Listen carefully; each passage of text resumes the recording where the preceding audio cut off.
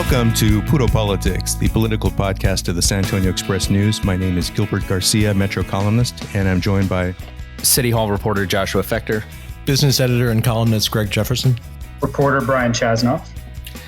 And we're recording this on the morning of Monday, August 17th. Tonight, the Democratic National Convention will begin. It will be a convention unlike any that we've seen on the as far as national conventions go. It's going to be a virtual convention and will only really happen in prime time. And as a result of that, the speaking time is squeezed tighter than it usually is. And that is probably the reason for the fact that the two Texas presidential candidates who ran in 2020 are both, neither of them are on the speaker's list as of now. Former San Antonio Mayor Julian Castro and former El Paso Congressman Beto O'Rourke.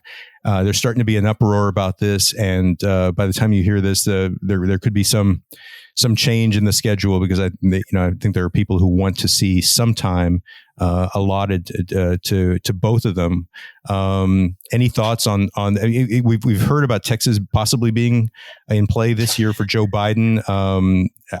This doesn't seem like a great move to exclude. Yeah, it seems like kind of a stupid oversight.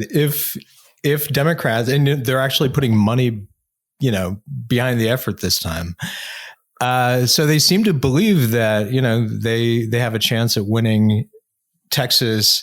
So how you could go from that to, not thinking to add, any Texas politicians to the lineup for your national convention. I mean, it's kind of jaw-dropping in a way. And definitely not good for Latino voter outreach, I would think. Yeah. I mean, seems like you would want Julian Castro, Joaquin Castro, both with roles in that convention. Right. And this is something we can probably talk about more as we get closer. I think we're about 8 weeks away from the beginning of early voting. But, the national polls have been favorable for Joe Biden. He's generally leading by 8 to 10% in a lot of these polls. But I think one, concern for him has to be the fact that he has not done as well with Latino voters, as Democrats often do. And I think there is some concern. He needs to have a big margin and a good turnout among Latino voters around the country to ensure his victory. And I think that's a concern. And this speaker issue is probably not helping. So we'll see what happens with that. I wanted to move to the issue of city council and our local November ballot. Josh, last week the city council went ahead. It was kind of a formality. We knew this was going to happen, and we talked about it last week. But they moved ahead with putting Mayor Ron Nirenberg's workforce development proposition on the ballot in November. What was the vote, and what was the general mood of the council as they decided to move this forward? So it was kind of almost surprisingly a 9-2 vote. You saw Clayton Perry, obviously, the council's lone conservative, on the Northeast side, basically saying, he couldn't vote in support of putting this on the ballot. There's concerns about, sort of the lack of details, sort of the high price tag in his view. They're talking about spending, more than $140 million over the next 4 years. And, Clayton Perry's argument was like, we don't even know how much of the CARES Act money that we've plugged into workforce development is going to pan out, because we haven't started that program yet. So he was thinking it was a little too soon, but he was also talking about, look, like, let's just plug this straight into small business support. He's more in favor of short-term relief. But somewhat of a surprise was District 1 Councilman Roberto Trevino voting against it. He's generally more sort of progressive-minded. You can kind of see a lot of alignment between him and the mayor on a lot of issues, but he was upset kind of in the opposite direction, which was, look, like we've already plugged all of this money in the CARES Act, something to the tune of $70 million into local workforce development efforts. And we have this sort of pressing need, right? Which is, keeping people in their homes. So he wanted to see, more money pumped into housing assistance programs. But overall, the council was generally sort of supportive, with the big asterisk of, the sales tax currently funds, aquifer protection and construction of, linear parks and creekways. And that still hasn't been sorted out, what the fate of those two programs will be. They've basically arrived on one solution, but I mean, it just has not been solidified just because council hasn't voted on it yet. Okay, Josh, do you think that the sales tax proposal, basically to pay for a lot more job training, do you think that is that going to be hurt at the polls if Nuremberg isn't able to come up with funding, like alternative funding for aquifer protection by then? Like, is that going to get the environmentalists all worked up? It's a program that they really like. They voted for. Voters approved this 4 times over the last 20 years. Yeah, and I'm not quite sure how that pans out. I mean, you've got a very strong contingent in favor of the Aquifer Protection Program. Obviously, it's something that crosses partisan lines. Everybody is sort of broadly in favor of it, and it really just depends on sort of the organization and sort of the messaging. Are people going to understand that that's what they're voting on, essentially, is to vote for this money that goes towards aquifer protection now to instead go towards these other initiatives, because you're not going to see that on the ballot. It's not going to be sort of like a binary choice. You're going to be looking at voting for workforce development and voting for the VIA expansion plan. I mean, are people going to get that that's the choice? Right. That's going to be kind of on the environmentalists to sort of craft that message. I was going to ask you, Brian, because you did a great story a few months ago on the Aquifer Protection Program, looking at how it works and the history of it. And, as Josh was saying, it isn't a binary choice. I mean, sometimes I hear people suggesting, well, if we vote against the workforce development, maybe that'll open the door for us to be able to vote for aquifer protection again, to be able to renew it that way. And that's not going to happen. It's whatever is going to happen in the aquifer program. It's going to come through this other funding through SAWS. It's going to be less. It's not going to be funded as well as it has been. So, Brian, in looking at that and the people you talked to about the aquifer program when you were working on that story, I mean, how do you think voters are going to respond to the workforce development if they think of it as something that is in some way blocking or impeding the aquifer program? I mean, my sense is that the current public health crisis is just more immediate than the threat to the aquifer. Yeah, and there's so much land to protect still over the aquifer. It's somewhat abstract, The question that kept coming up when I was reporting on that story was how much is enough? How much money do we pour into this, and how much difference is it really going to make? And I think at this point that there's so much acute pain that's been caused by the public health crisis that's probably foremost on people's minds at this point. So I think the priorities are probably in the right place at this point. Yeah. Yeah. And Josh, I mean, it seemed like just from the statements that the council members put out, and I'm talking about the ones who voted for it, I wouldn't say they were ambivalent, but maybe a little lukewarm about it. I think that I sense that, as you said, there was still some uncertainty about the specifics of this plan, and also some concern about the fact that I think Anna Sandoval, for instance, talked about concern about the aquifer program, and also she talked about housing assistance, looking at that as this is something that's really immediate, whereas workforce development can be, there's a little more it's a little more of a time consuming process to really kind of have it to feel its effects. right? And you're gonna, first off, the $70 or so million that they already have in the pipeline for workforce development, that program gets started either, I believe it's this month or next month, that the workforce development program launches, the one that was approved over the summer, and that's going to take place over the course of a year. Yeah. So, I mean, you're only going to start seeing results on that within the next, about this time next year. And what you're asking voters to approve in November is something that's going to take 4 years after that.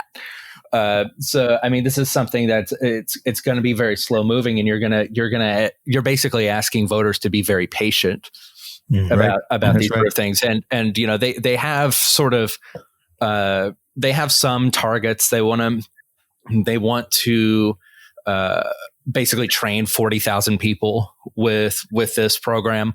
And that's on top of the 10,000 they plan to train with the existing money. So you're looking at 50,000 people over 5 years. Yeah. And people are probably they're going to want to see results out of that. Sure. Yeah. Well, I wanted to shift gears. Go ahead, bro. Oh, go ahead. No, go ahead. I just wanted to kind of shift gears to the something we've never talked about on the show before, but is becoming a big issue during this presidential election year, which is the U.S. Postal Service. And we've never seen the U.S. Postal Service used as a political football in a presidential election, but that's what's happening now. Donald Trump has made it clear that he is opposed to universal mail voting, which is really only done by 8 states in the District of Columbia, meaning that those states send ballots automatically out to all registered voters. Other states have certain conditions and people have to apply for ballots.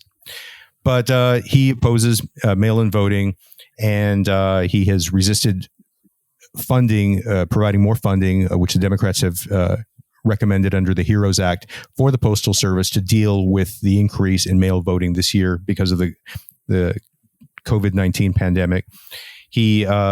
We've seen that Louis DeJoy, who is a Trump donor, who he is now the Postmaster General, has denied overtime for postal workers. We've seen the removal of mail sorting machines at various post offices. There's a lot of concern about what's being done to the Postal Service and whether they're going to be able to handle the number of mail-in ballots that we're seeing. Greg, what do you make of it? We've never seen anything quite like this before. No, I mean, we've never seen a sitting president try to steal an election by screwing up the Postal Service. That's true. We've never seen that before. This is totally a new one. And of course, he's trying to mask or obscure the fact that he's basically trying to steal this election by saying what he's actually doing is preventing, a lot of fraudulent mail-in ballots, which have never, there's never been an iota of evidence that there's been widespread mail-in ballot fraud in the United States in recent history. Never mind that. I mean, he says it, so it must be so. So, it's just really, really disturbing. But there's, the other aspect to it is this. I mean, he's brought in a donor, mega donor, DeJoy, who is saying, he's kind of portraying what he's doing as this is what a businessman does. I mean, this is, the Postal Service is hemorrhaging money. Right. It runs inefficiently, all of which, by the way, is true. Yeah. It's true. It also, but it's not a business. Like it's like you can, and you see this all the time. Like people will come in and say, well, this essential public service is a business and it's losing money. So let's change it. It's like, okay, you can make operations more efficient. You can kind of stem as much of the loss as you can. But at the end of the day, if even after, making the U.S. Postal Service the most efficient it can be, if it's still losing money, sorry, so be it. It's going to lose money. It's an essential public service. Yeah, I don't think we want to see senior citizens having to wait for their prescriptions in the mail because this isn't running as efficiently as you want it to. Yeah. Mm-hmm. Yeah. Well, one of the things that I think is interesting about this is that, there really isn't, even if you believe that there is widespread fraud or ballot harvesting or whatever that goes, all the allegations Trump puts out about mail-in voting, even if you believed all that stuff, when you really look at the states that do universal, because he says, I don't have any problem with absentee if people, apply and he himself votes absentee. I just don't like the states, just sending out all these mail ballots to people automatically. Only, as I said, only 8 states do that, plus the District of Columbia. Only 2 of those states are even remotely in play this year. I mean, most of these are California. I don't care. Even if you believe that there's some fraud going on, Joe Biden is going to win California. That's not even in play. And Donald Trump is not going to win the District of Columbia. And Joe Biden's not going to win Utah, which is one of the states. So most of these states, they're decided already because of the electoral college system. There are 2 states, Colorado and Nevada, that are actually swing states here. And Colorado had the same system for universal mail voting in 2016. And Trump didn't complain about that. So Nevada, which has 6 electoral votes, is the one new state that is doing this.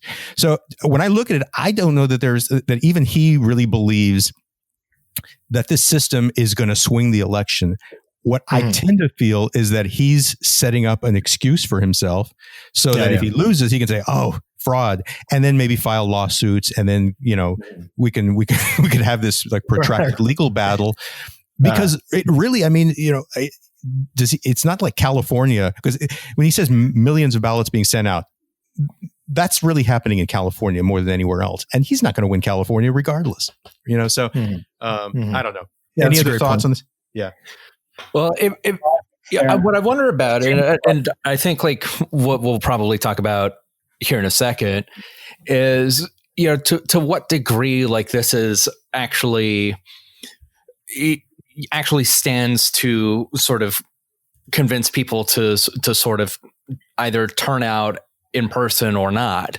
If there's not a lot of faith in whether ballots will actually arrive at their intended destination on time if you mail in. Good point. But another thing that sprung to mind about this is that Dr. Anthony Fauci says he spoke to National Geographic fairly recently, and he was saying, look, like, if you vote in person and there are safeguards in place, you wear a mask and, everyone dividing by social distancing, it should be fairly safe. But, of course, obviously the concerns arise when you have older voters, people who are immunocompromised. The concerns that have been there since the start of the pandemic about, more vulnerable populations are still there.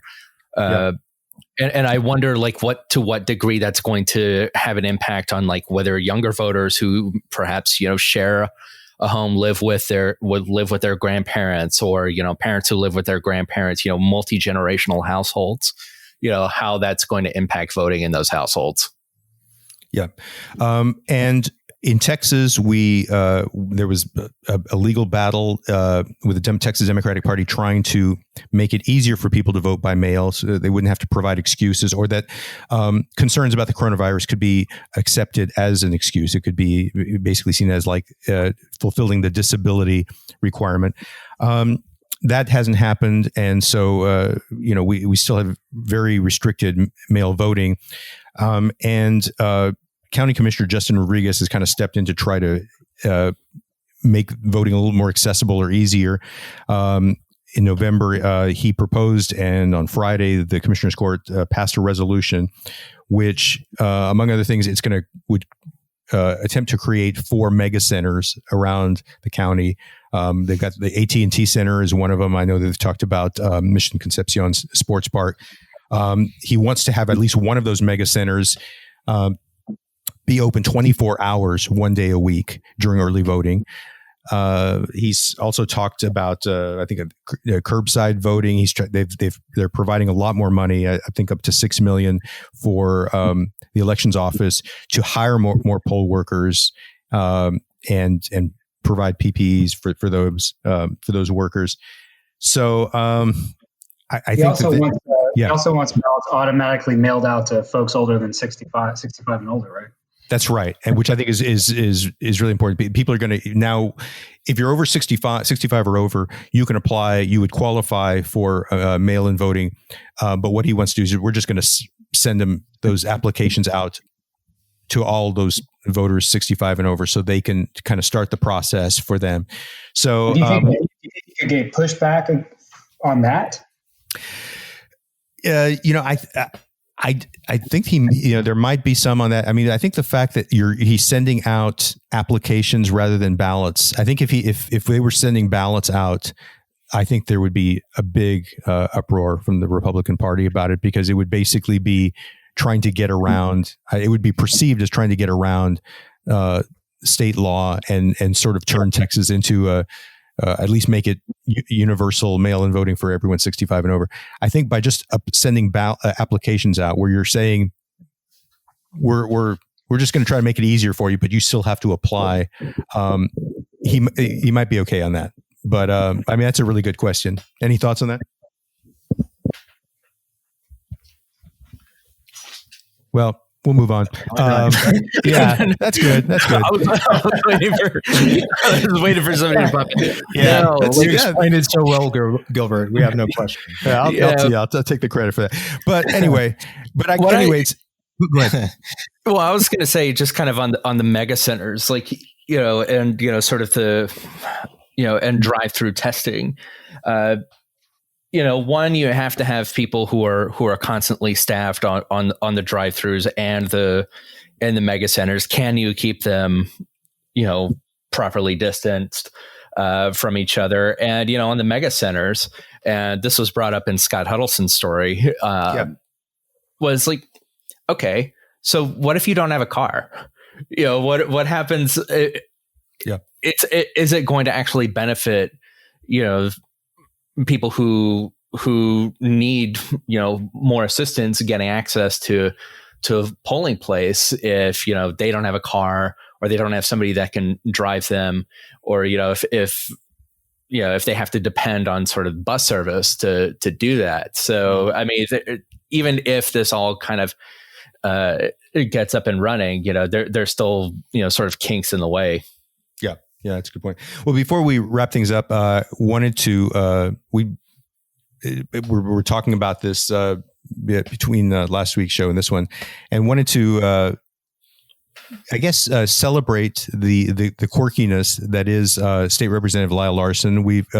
He's kind of been a unique figure in San Antonio politics for a long time, and during his time in the legislature, he's offered legislation calling for the end of daylight savings time.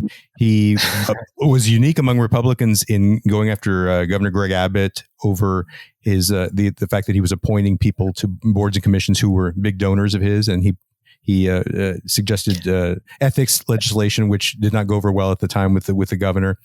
And recently, he had an op-ed. He's also talking about city-county consolidation many times. He recently had an op-ed which ran in the Express News and elsewhere, in which he basically called for an end to the two-party system and said he talked about maybe having a Texas independent party, and said we should get rid of the primaries as we know them. I doubt that went over real well with his fellow Republicans in this red state, but it was interesting. I think Josh, you've been kind of and Brian, you've been kind of collecting some of his interesting tweets, because he's also become I think more and more he's become he's put some interesting messages out on Twitter. I mean, what have you come across recently? Well, he's the only Republican lawmaker that I've seen, and if there are more, please let me know.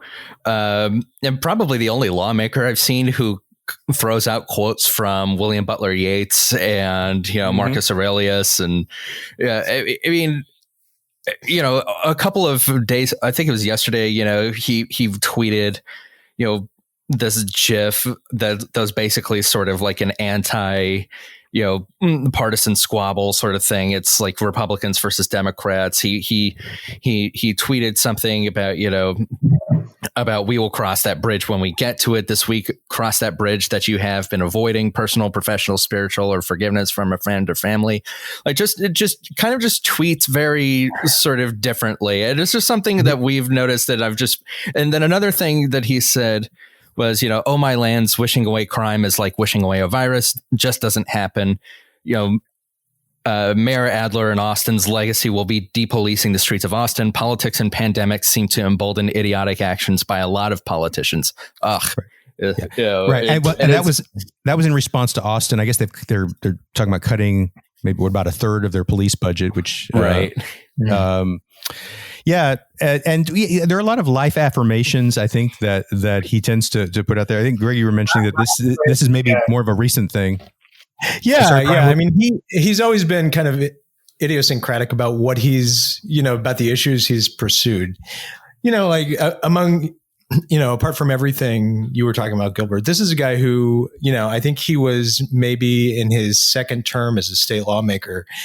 He tried to single-handedly force the Mexican government, the federal Mexican government, to pony up under a water agreement it had with the state of Texas along the border, claiming that they owe us millions in reparations. He tried to solve that all on his own. He didn't actually get much support on it, and it didn't go anywhere. But at least he tried. But yeah, over time, it seems like his kind of ruminations on social media, they've gotten a lot more kind of life coachy a little bit. I mean, at some point, I would expect to see him teaching a yoga class at some point. Yeah, just how to remain centered. Keep your keep your. The thing about Lyle Larson to me is that he has not returned a call of mine in probably 5 or 6 years, but he sends me a Christmas card every Christmas. Yeah, but I think this so it doesn't feel like we're just sort of piling on. What's interesting to me is that this is just kind of the kind of Republican that San Antonio residents tend to elect is just kind of just in general, Republicans in San Antonio are not huge firebrands. It's not like Houston where the Tea Party really took root, where there's just kind of a lot of conservative activism. Here, when you elect a Republican, most of the time you're getting somebody who's, pretty business friendly, but also is just pretty laid back. I mean, Joe Strauss had very sort of calm demeanor. Steve Allison. Steve Allison, Lyle Larson, Kevin Wolf, all of these people who are just very sort of pretty chill. As Republicans. By the way, I'm not piling on. I think all lawmakers ought to quote William Butler Yeats. Yeah, we'd all be better off if that were the case. I personally really like the fact that he doesn't he doesn't really follow the Republican playbook or any. I think he pretty much kind of follows his own path. He's certainly a fiscal conservative, but he follows his own path and. He has a real, I think, interest and knowledge in water issues. That's been a big thing. And he actually came out recently in favor of preserving the funding for the aquifer. But then he has this side to him where he gets into these kind of quirky crusades like daylight savings time or, wanting to pass some legislation that would renew the Texas A&M University of Texas football rivalry and stuff like that. So he has that sort of quirky side to him. He has the sort of just the sort of basic, issues, water and various things that he's involved in. And then the third thing is, as we talked about, the life coach side, which is becoming increasingly more interesting, I think, as we go along. So, right. All right. Well, I think we'll wrap it up there. Thank you all for listening. And we'll probably have a lot more to say about the Democratic Convention next week. And the Republican National Convention begins next week.